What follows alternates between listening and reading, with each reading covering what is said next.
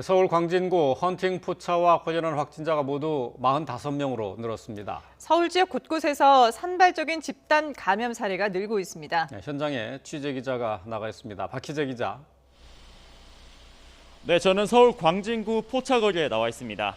광진구 포차에서 발생한 확진자 수 추가가 됐죠?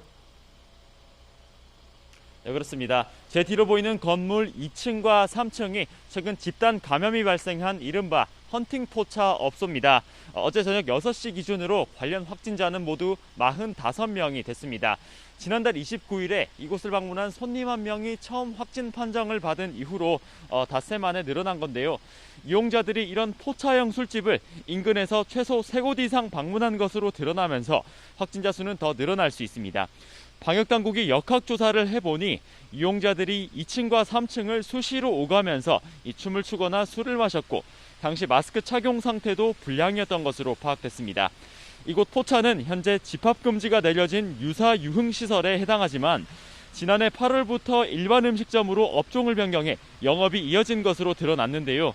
서울시는 해당 업소의 업주가 당시 확진자가 발생하면 구상권 청구를 감수하겠다는 이 확약서를 쓴 사실을 확인하고 이곳에서 나온 확진자들을 치료하는 비용과 방역 비용 등을 모두 청구하겠다고 말했습니다.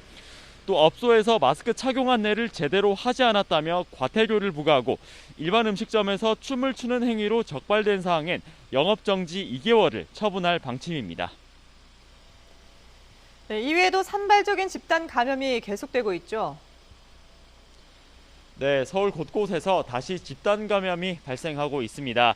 어제 0시부터 저녁 9시까지 서울에서 나온 확진자 수는 모두 170명으로 집계가 됐습니다. 같은 시간대를 기준으로 어제 171명이 나온 수치에 이어 근래 가장 많은 수준인데요.